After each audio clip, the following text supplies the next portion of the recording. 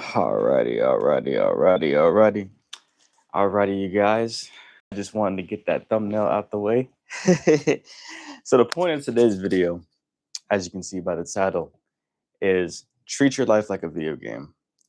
Now, this is to all my gamers, and I want to explain it to you guys who game and also to people who don't game. I love video games. I love playing the game. As you can see, this is a PlayStation 5 controller. And so I want you to understand that what we're going to be talking about is understand finances and leveling up your financial life and your money and your life in general like a video game. Why do I say like a video game? I don't say just like a video game as like live life like a fantasy or live it like YOLO. But the reason why I say this is because when you start the video game, you start at level one, right? You start at the first level. And usually when you start at the first level, you're weak, you don't have that many skills, you're just beginning. You have to you have to get experience points to level up to get to level two, level three, level four. Even in something simple like Pac-Man, you have to get all the dots before you can progress to the next level. And sometimes you have power-ups where you're able to eat the ghost, or Mario, he eats a mushroom, he gets stronger, and things like that. So I just got into this game, GTA. I wasn't allowed to play GTA when I was a kid because my brother was very serious about me not playing that game because it was violent. But I've been playing GTA recently, and it seems like the whole premise is that you start off as a lower character. Like I think the guy's name is Franklin, and so he starts off with no skills. He has a car, but he's pretty much in that game. You have to steal cars, you have to jack, but eventually you make enough money that you can buy a penthouse, you can buy the cars you want, and even eventually you get these cheat codes or you get glitches where you can get like an infinite money glitch. So to equate that to life, that's the same thing as you getting a job, stacking up your money, learning a new skill, getting a better job, or you doing an extra job afterwards or some type of side hustle, and this is going to make you more money. So just like I said in another video, I was talking about compound interest. You put, $20 away each week or $1,000 away each year, and eventually this $1,000 will turn into $2,000 after enough time with you letting it sit there and it compounds. It's the same thing with anything in life. Like it compounds. That's the whole point of the glitch part, I think, is that when you first start out, you don't have that many skills. But as you keep, when somebody may call you with an opportunity and you have the confidence in yourself, then you'll be able to, reach the next goal and reach the next level. Sorry, guys, I wanted to get something to drink before I started my live, but I need to get something right now because my lips and my mouth gets really dry talking for all this time straight. So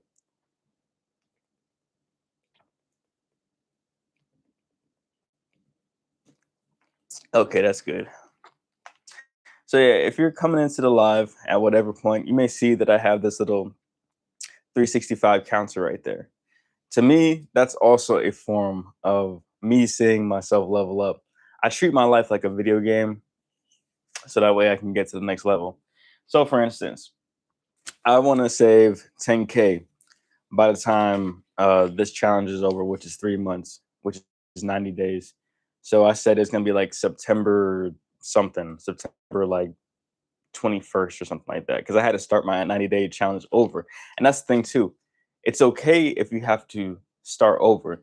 You want to think as your failures as checkpoints. Checkpoints in a video game is where you save your progress and you're able to start from that point.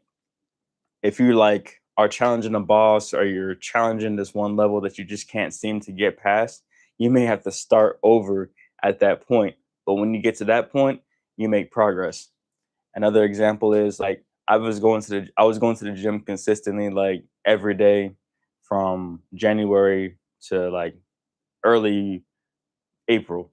right? So like 3 months of me just continuing going to the gym, lifting bench pressing, overhead pressing, bicep press, lat pull down, and you know what I'm saying, getting my all my muscles right. And I stopped going for like a month. I didn't go to the gym for like a month because of just my routine got out of whack and I just got lazy. I'm not gonna lie, my procrastination caught up with me. So I thought that when I went to the gym the other day that I was going to have a hard time getting acclimated to the exercises.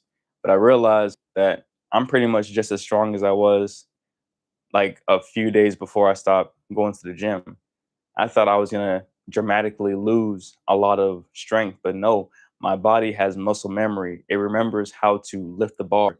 Even if I'm not as strong as I was, I have more experience.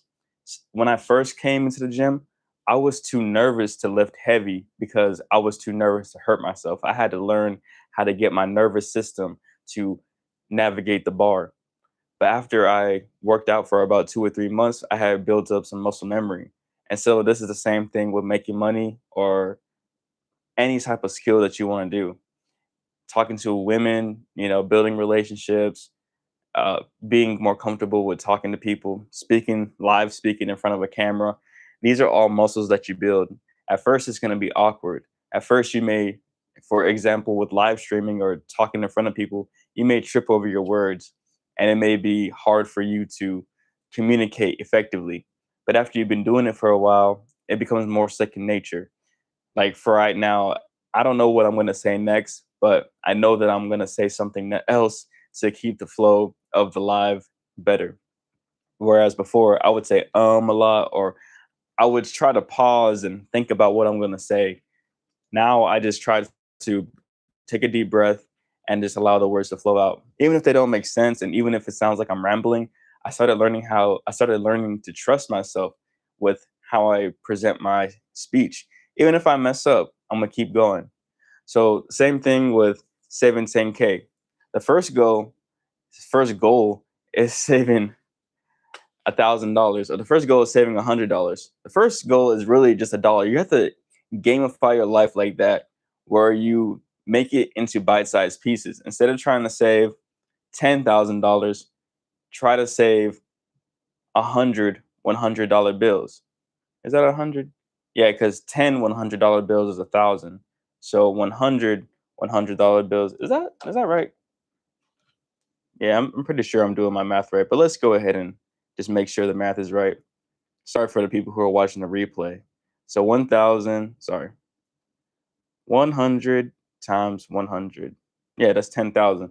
So instead of thinking about it as $10,000, thinking about it as 100 $100 bills. So for instance, instead of 10,000, let's do 1, 2, 3, 4, 5. So we're already 1/100th of the way there just with 5 20s. And that may not seem like a lot, but like I said, you have to learn how to take every moment in stride. You have to learn how to appreciate every step of the way. So 1, 2, 3, 4, 5. 1, 2, 3, 4, 5. 1, 2, 3, 4, 5. 1, 2, 3, 4, 5. 1, 2, 3, 4, 5. 1, 2, 3, 4, 5. 1, 2, 3, 4, 5. 1, 2, 3, 4, 5. 1, 2, 3, 4, 5. All right, now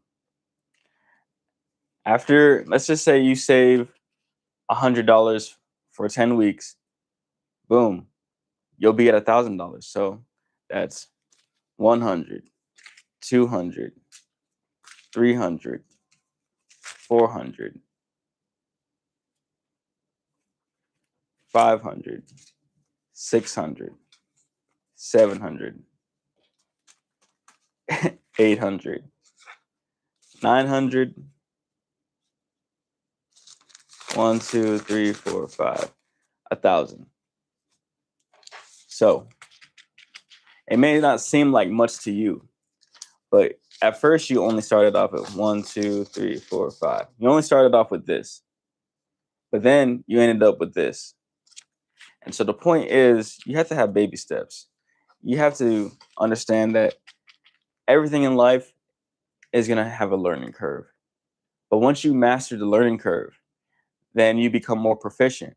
And your effort that you put into things, you maximize your gains. Meaning, when I was first working out, I would put so much effort into just getting the bar up. And I wasn't even lifting that much weight. But now I don't have to put as much effort up to even just get the bar up. Like the bar is pretty light to me now. It's like I'm lifting air almost. I was trying to warm up with the bar, and I was like, dang, this bar is a lot lighter than I remember it being.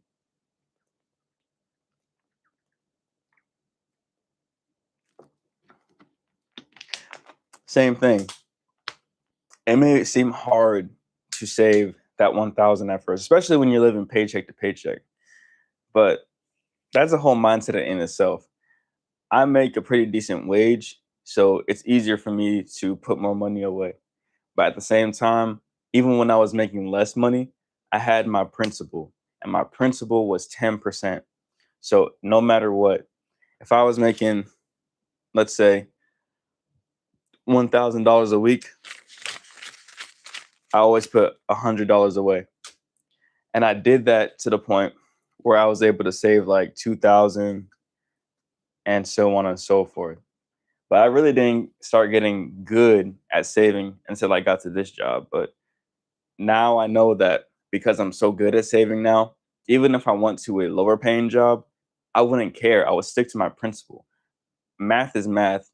And if you just understand math and just stick with it, then you'll know that all you have to do is just follow the principle, which is 10%.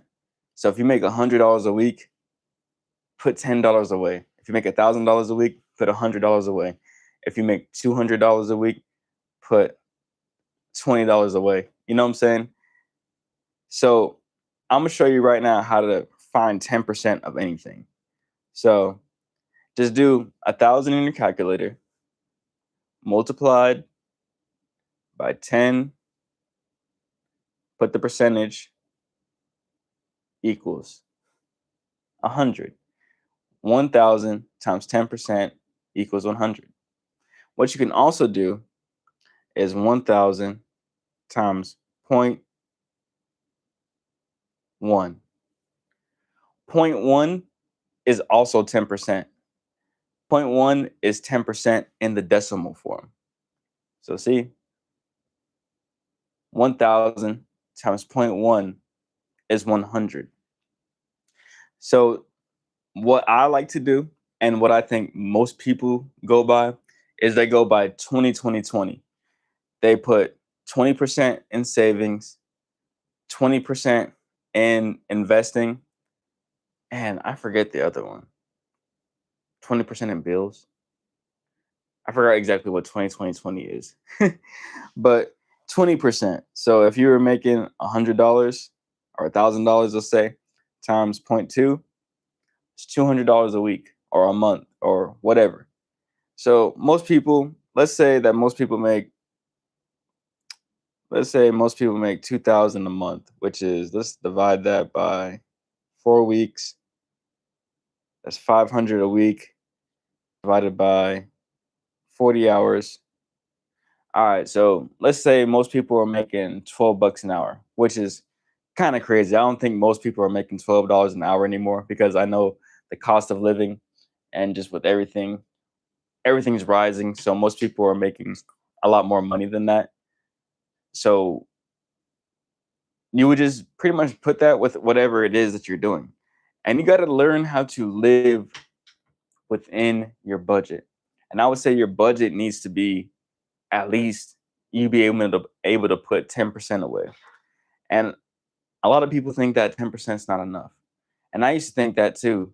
That's just because I wasn't saving. It wasn't easy for me to see it in front of my face. But once I started seeing my bank account stack up and I started having money in the bank, I started being able to see that I had thousands of dollars or hundreds of dollars whenever I needed it. It's tempting too. It's tempting to spend in the bank. That's why I've been watching this guy Reese in the Cut. and he's been talking about like keep your money in cash when you're trying to stack really quick. And I wondered why, but it's because it's harder to break cash. It's like when you see $100 bill. That's why I made this video talking about why you should always keep a $100 bill on you. And the reason why is because cash is harder to break mentally. Money's easy to loan or spend when it's in a digital form. When you see your account, you see like, oh, I got $10,000. It's easy for you to transfer that money or take it out, spend it, do whatever. This mentally, it hurts. It physically hurts you because it's like you're giving it away. Like, look at how like this stack is not even that big, but it's a decent stack, right? So imagine I spend this much money on a computer or something like that. This is probably like 2K or something like that. Look at what I'm left with. Oh my gosh. My stack just dwindled. Now I have to do that 10 weeks or that weeks all over again. And heck no. No. I ain't doing that. And putting it in front of me shows me that, okay, bet I'm making money. How can I make more? What are the ideas that I have? And in another video the other day, I showed you guys how I sold my Mac Mini. I was putting my Mac Mini up on eBay to sell because I was trying to sell it. And boom, look what happened. Look at that. We sold it. You see that? And in the last 90 days, we made $1,378. And so now I have a total balance on eBay for $500 and $522.94. Now I have an extra $500 on top of this. Boom. So I never have to worry about, am I going to be able to hit my savings goal each week? Because I know that I'm making extra money to cover any extra expenses, because stuff is going to come up. I don't really want to use this stack towards emergencies. So if something comes up, if I got to go shopping for my girl, because mind you, I'm about to be a father. So stuff's gonna happen where I may need to take a day off of work. I need to buy my girl something to eat or buy her some clothes, or I need to go to the store to get a tire fixed, or I just need to get something. Something's gonna come up. That's the same thing about video games. Like, you never know what type of boss or something's lurking around a corner sometimes, until you just go there and you get one shot, just boom, boom, boom, sliced, and you just Kingdom Hearts flying to the sky with the heart out. This is why it's so crucial to have good reset points. You don't want to put yourself in a position where you have to um recoup. Like, what I'm saying is that you don't want to get yourself bad habits. You want to have good habits so that it's easy for you to pick up where you left off. If you have bad habits, then like say if you're playing the game, and you spend all your money in the game, you lose all your lives, and somebody is able to come up to you and they're able to take all your money and your house and your clothes away. Then it's like you really have to play that game. All that. Oh, okay. This is the best way to explain it. Imagine that you put 100 hours into a game to level up, and you got to the highest level. You have everything. And imagine your little cousin or your little brother or somebody comes onto the game and they delete your save file. This is the best example that I can come up with, because my nephew did that. I was playing a game called Final Fantasy 15, and I was playing the heck out of that game. I put like, I don't know, it wasn't even that much hours. I put like 40 hours into the game. I just bought it. And my nephew came over one time and he overwrote my game file. And man, I was so disappointed. I was so disappointed because I put all that time and energy into getting to that point, and I literally had to start over from scratch. The difference about real life and the video game is that you don't have to start over from scratch. And like, yeah, maybe say even if you had 10K or 3K, whatever, and boom, you lost it. It's gone. The point is that you still have the experience and you have the knowledge of what it felt like when you had it. So you can just tap into that energy and you'll be able to get it again. Don't look at setbacks as the worst thing ever. Look at setbacks as an opportunity to grow again because you're still going to level up in life. You're still getting experience, you're still getting knowledge. And that's the blessing about aging. As you get older, you get wiser, or you should get wiser. You should learn from your mistakes. But that's why I say don't put yourself in a position where you have to work harder or you have to climb harder. Like, don't be out here sleeping with just any girl and or any boy, and then you either have a baby that you're not ready for, or you get some type of venereal disease. Now you have to go to the doctor. Now you have to pay all this money to get your medication, et cetera, et cetera.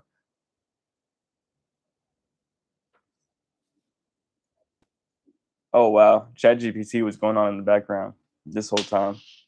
It's probably tracking exactly what I'm saying. But yeah, if you guys are coming through the live, I appreciate you. I would again just remind you to subscribe and be part of this counter. You'll see this number right here. We at 365. That's actually pretty cool. We at the yearly date or the amount of days that are in a year. So get that to 366, 367, 67. That's what the kids be doing. But yeah, you guys, this gamifying your life, I think, is one of the best ways to get to the next level because a lot of people they play the heck out of a game. They'll be able to play a game like it's their real life. People have whole businesses. People be ideas to make more money in the game. Real life's the same way, but it's your life. And the thing is, yes, you have many restarts and respawns and checkpoints, but it's just your one life. So you want to take your one life just as seriously as the video game. What I noticed, and it's crazy, I'll be playing the game and I realize I'll be pushing my characters so hard. I'll be making them run. My character would be like the sprint button. I'd be pressing that jank down, or the sprint button. I'd be pressing that jank down. My characters are I'm not doing that in real life. I ain't pushing myself to the point where I'm like, but why not? So that's how I do think though. When I bring myself to the gym or doing something that I know I need to do, like coming up here, I don't maybe I don't want to feel like I have to make content every day or come up on live, but I'm still gonna do it. First of all, I'm gonna come up with that energy because I know once I get done with doing it, I'm gonna feel like, yeah, I'm the man. Like I'm gonna feel good about myself. And I know if I don't do it, I'm gonna be feeling like, oh, I know I should have made a video, or I know I should have went to the gym and everything like that. Point being is that you need to do what you need to do. And in a game, it's easy to push that digital character forward because it's not you. You can kind of separate your mind. It's not you actually running or climbing up a ladder or, doing whatever you're doing in the game. But like today, I was playing Kingdom Hearts and I was playing on the hardest difficulty. It's called Critical, Kingdom Hearts 3. And I kept on dying and dying and dying and dying and dying and dying and dying. I was sucking. Like I was dying and dying and dying. Like I was not good at the game. But that did not dissuade me from trying to get to the next level. All I did, I would just go back to the first world and play that first world over and over again until I got enough experience points so that I can actually complete that part of the game. And I would just do that as many times as I need to until I can progress forward. Same thing in real life. I may suck at lifting weights, but I'm going to keep on lifting that weight until it becomes easy. And then I'm going to move and put some more weight on it or do more reps of it. That's called progressive overload. You want to progressive overload your life. If it's hard for you to save money, start by saving $1. Put some extra cash into a piggy bank, just like when you're a kid.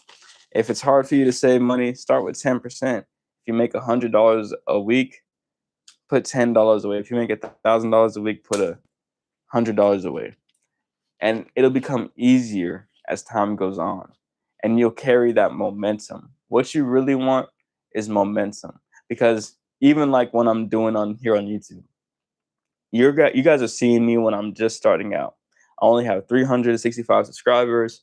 I may only get like 14 or 100 views on this video, but the more videos I make every day, all those views will compound, and then more people will see it, more people will share it, those people will share it with other people, more people will view it, more time will be spent in the videos.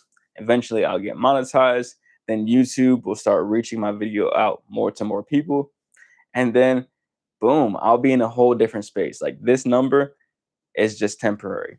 All these numbers are just temporary, but they add up. Every second add up. I really can't control this. Only you guys can really control this. But I can control what I can do to get this. I can control this. I can control me coming up here. I can control the titles I put out. I can control the thumbnails I make. I can control how I speak. I can control my attitude when I come onto the video. Those are things that are within my control. So that's what I focus on. I don't focus on things I don't focus on the subscribers. I don't focus on the views. I focus on the quality of video that I put out and the frequency of my uploads. I do it as often as I can, and which is every day nowadays. It's every day. And so that's what I do with everything in my life. I take little small baby steps. I write things down. If I don't understand how to do something, I ask, okay, what is my goal? What is the end goal? What do I want? Okay, I want to be monetized. No, what is the real goal? Why do I even want to be monetized? I want financial freedom. Why do I want financial freedom? Because I want to spend time with my family and my friends. And I want to be able to go anywhere, anytime without taking time off or asking permission. Okay, so I want freedom. So I want freedom. So to get freedom, I need money. To get money, I need skills. What skills are high paying and that will pay me even when I'm not actively doing something or actively physically doing something? Okay, I can make a YouTube channel. Okay, YouTube pays per view, and I can do other things when I have a certain amount of audience. I can make an email list. People who want to support me can support through buying merch like t-shirts, or I can make a course to teach people how to save $1,000 in a month or $5,000 challenge, things like that. I can make it free. And then if people want to support, I can put exclusive content behind a Patreon, and they can support me with $1 to $5. So those are ideas, you know what I'm saying? At first you have to start with your goal and you have to reverse engineer. You can't think of how am I going to do this, this, and that, and go forward. If you go backward, if you go backwards, backwards is a lot easier because you need to start with the end in mind. Just like a building, it's like, okay, we want to build a building over here. Why? Because it's a hotel. Okay, how big do we want the hotel to be? How many floors? How many people do we want in it? Okay, we want it to be so and so, so and so. Okay, now how much does it cost to build a building that size? And then you know what I'm saying, you go reverse instead of going forward.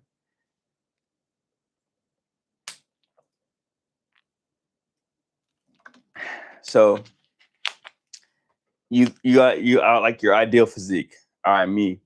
I'm 160 pounds.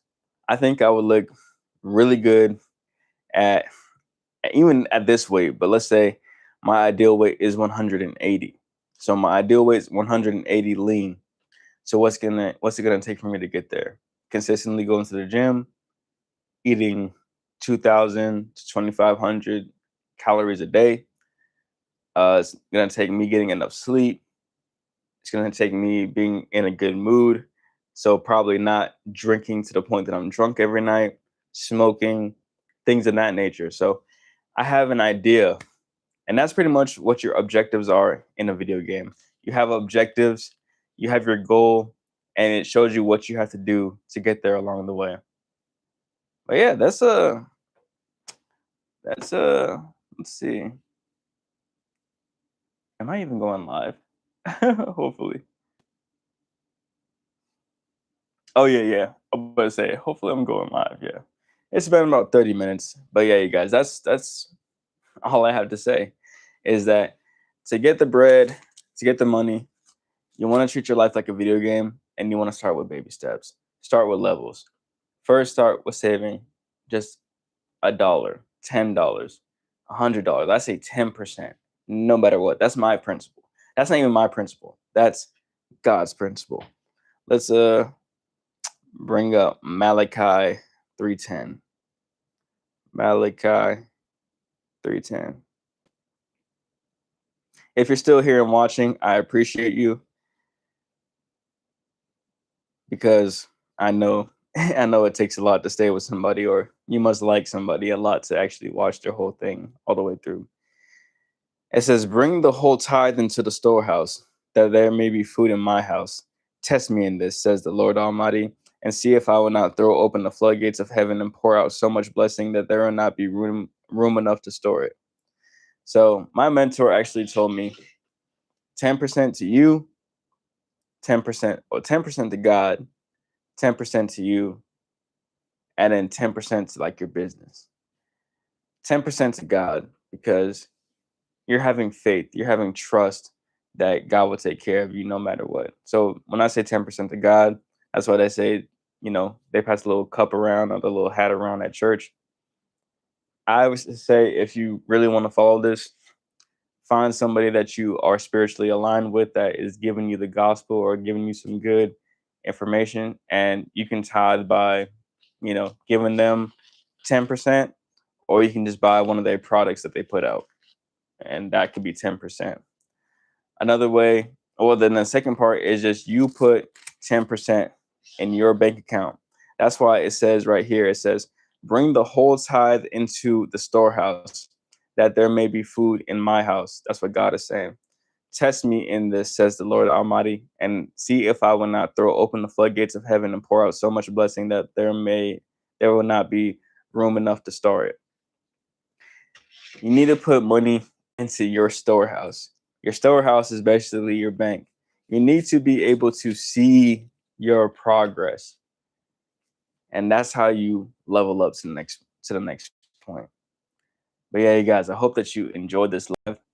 I will catch you next time. We had 365. Let's get this counter up. I'll see you guys next time. All right. Peace.